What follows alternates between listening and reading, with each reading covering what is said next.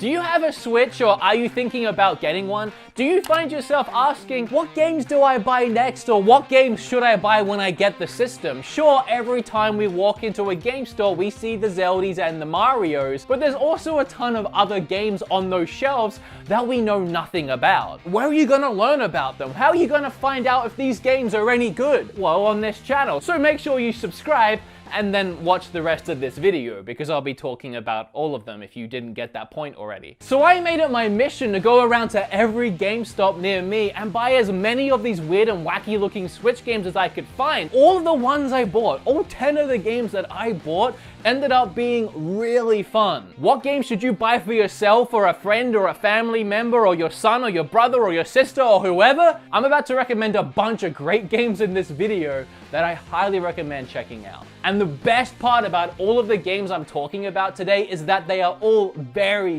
very different games. No one is really like any of the others. And so no matter what kind of gamer you are or what kind of gamer you're buying for, I have you covered, trust me. Since Ittle Dew 2 is one of my favorites on the list, let's get started with this one. If I am able to play favorites, Ittle Dew 2 is probably my number 1 on this list. It's adorable, surprisingly fun, has excellent puzzles, charming combat, beautiful visuals, and overall, one of the best Zelda-inspired games you can play. And you guys know that I love my Zelda games. The first Ittle Dew was a lot like Link to the Past, and this, its sequel, funnily enough, seems to be heavily inspired by Link Between Worlds and taking a more open world approach to the gameplay, allowing you to complete dungeons in whatever order you want with any items that you have at hand. However, certain dungeons will be quite difficult if you try and tackle them head on right away. Now, as cute as this game looks, don't let it fool you. It can get really difficult at times. There are enemies everywhere. I found myself dying quite a lot just trying to get to the next dungeon. And don't get me started on some of those boss fights. If you master roll dodging and your attacks, and you learn the enemy attack patterns, the difficulty level is quite rewarding. The exploration might be the best part of the game. All the different areas to find really gives it that Zelda feeling of discovering a new and exciting world. But I don't want to paint it as just a Zelda clone. Ittle Dew 2 brings so much new to the table to make it its own unique, standout adventure game. I've played quite a few games that aim to mimic that Zelda feeling, but never has one quite captured my heart like Ittle Dew 2. Max the Curse of Brotherhood, and yes, I realize I haven't taken these stickers off yet. I only bought them last week and I haven't got around to it. I need to. I tried taking one off and it left sticky residue. It's doing it again. I would almost rather just leave them on. I know I can use Goo Gone, I'll get to it soon. Leave me alone. I know I'm gonna hear it in the comment section. This was one of those games that really surprised me. I put off playing it for a while, but when I finally did, I fell in love with it immediately. And I think it was like the next day I jumped in front of my camera and reviewed it. And so here's what I said about the game very recently. The story is great, and it's told through this Pixar-style animation that could rival something like the first Incredibles movie. And even the character design is really good. One of the first monsters you see is awesome. I love the way he looks. I love that style. It actually reminds me of the creatures and the monsters that Kim makes and puts on Etsy. So as soon as I saw that and she saw that looking over my shoulder, we were both in love with this game. And it only got better from there. I'd seen the gameplay of this game before. I understood that it was a side-scrolling platformer, but as soon as I started playing it, I was like, damn, this is action-packed. It feels like playing an Uncharted game, but 2D side-scroller version. You slide, you swing, you jump, you climb, and it's all so fast-paced, and you just keep moving. It never feels like there's slowdown. The only time that you slow down and stop to do anything is when you're solving puzzles, and even the puzzles are really fun. And shortly into the game, you unlock the unique thing about this game, which is the pen. The pen is filled with magic ink that lets you interact with the game and the environment, such as building platforms out of the ground. And that adds into the challenge of platforming, because now not only are you trying to aim for platforms that exist, but you have to build your own while you're swinging. I knew I was gonna like this game. I didn't know I was gonna love this game. Thanks, me. On with the video. Azure Striker Gunvolt, I think I'm saying Azure correctly. The best way to describe this game is back when the Switch first launched, one of my favorite eShop gems was Mighty Gunvolt Burst, a game that blended the Mighty No. 9 and Gunvolt universes. Now I was looking forward to Mighty No. 9 and then I played it. Yeah, so Mighty Gunvolt Burst was a heaven sent to me. It was the game that I wanted Mighty No. 9 to be. And since it was a mesh of two universes, I assumed the good parts of the game were coming from the Gunvolt side of things. And oh boy, was I right about that. As soon as I played the pure, unadulterated delight that is Gunvolt, I was hooked. This pack comes with both the first and second game, and whichever one you start with, prepare for a Mega Man game like no other. Mega Man is great and all, but I mean, damn.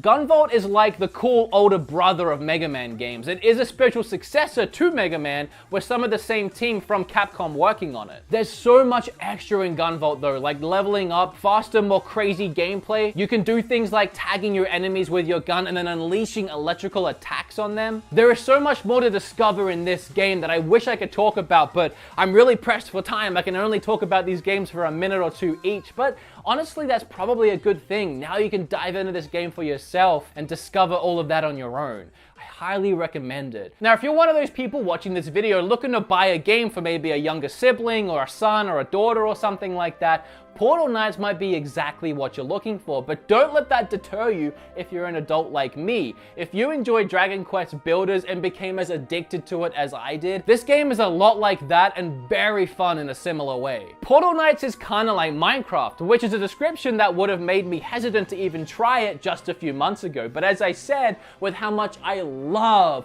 Dragon Quest Builders now, I decided to give Portal Knights a chance. Much like Builders, there is a stronger emphasis on combat, exploration, and questing in Portal Knights, rather than straight building or crafting, which I think is the sweet spot for me in these types of games. However, of course, building is still a large part of the game, and you can build to your heart's content and be as creative as you want. You craft your own weapons, armor, and spells as you explore, and obviously build houses or castles for you to live in. Here are some of the biggest differences in this game though. Obviously, just because of the style of the game, it controls a little differently, so it does feel different to play. There is a little more freedom to what you can do, and you're not on as much of a set path, and you can play around with up to 3 friends. Personally, for me, I prefer the Dragon Quest Builders game that I keep on referencing, but especially for a younger crowd or anyone looking to be able to play with their friends, Portal Knight is definitely a really enjoyable game. You can even play in 2-player split screen, so if you have a couple of young kids, it's perfect for them to share and play together. If you're a fan of more traditional style JRPGs, Battle Chasers Night War brings a lot to the genre with a couple of added twists. It's based on the Battle Chasers fantasy comic book series, having the cast of the series marooned on an island and forced to stop the plans of an evil sorceress in order to escape. Now, as we speak, I'm working on another video called 10 RPGs for the Nintendo Switch worth buying, and while initially I bought this game to be in this list, I love it so much that I want it to be in its own RPG list. That video is coming later this week, and if you don't want to miss it, you're gonna have to make sure you're subscribed and maybe even hit that bell because it's an amazing game and I'd hate for you to miss out. See what I did there? And I just marketed my own video in another video.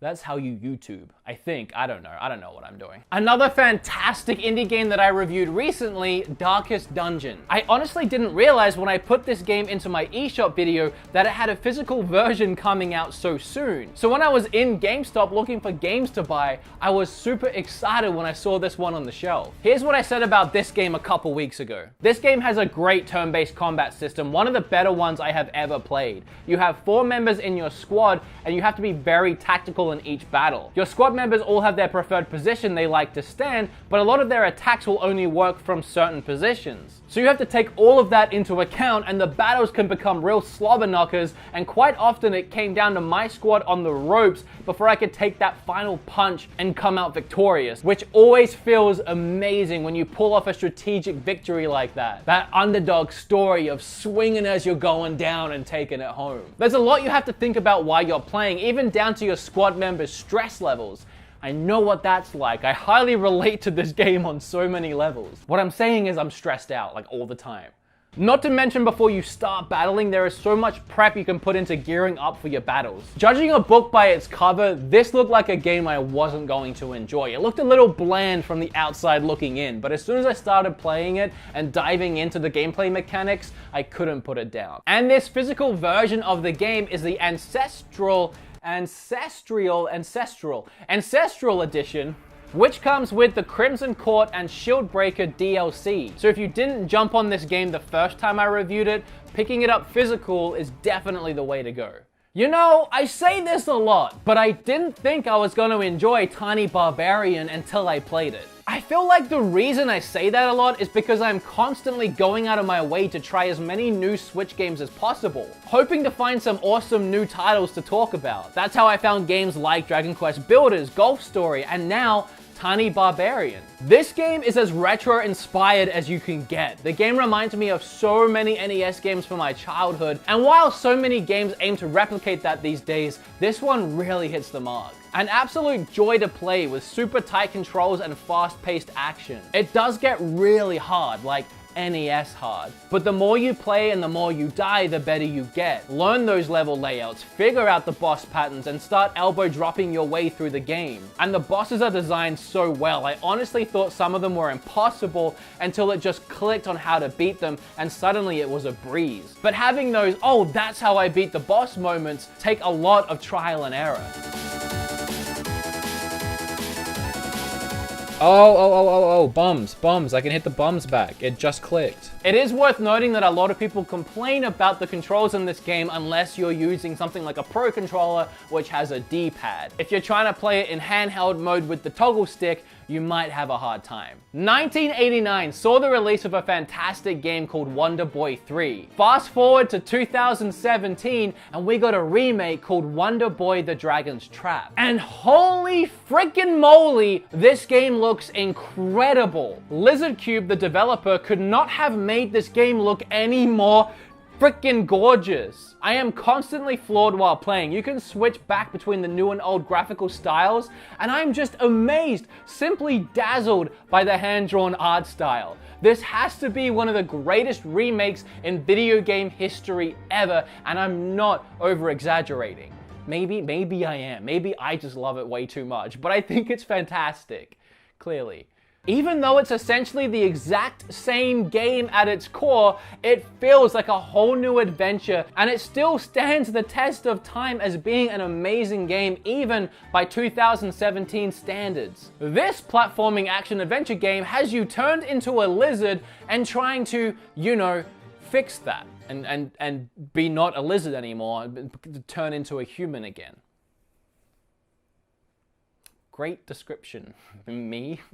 There's loads of different abilities, enemies, equipment, and even new bonus hidden areas. And if you can't tell, I kind of like this game just a little bit. So yeah, I recommend it. Oh, and it doesn't matter who you are either. Kid, adult, old person, everyone can enjoy this.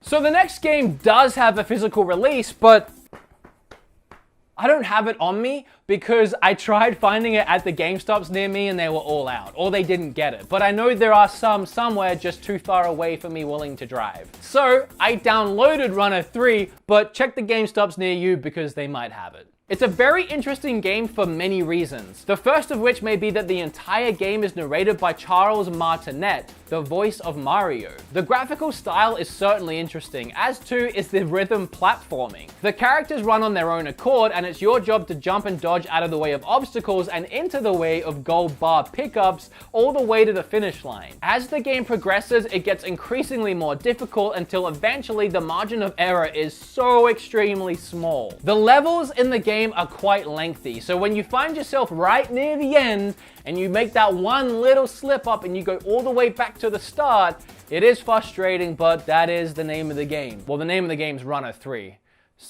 but you know what I mean. Anyway, it's a fun game if you don't take it too seriously. If you are looking to 100% this one though, there will be a lot of backtracking and a lot of level replaying, as each level has multiple things to do and collect, with different branching paths in each level. Oh, and the music is really fantastic. As I said, it's a rhythm-driven game, so as you would expect and as you would hope, it has some really incredible beats and music to go along with your gameplay.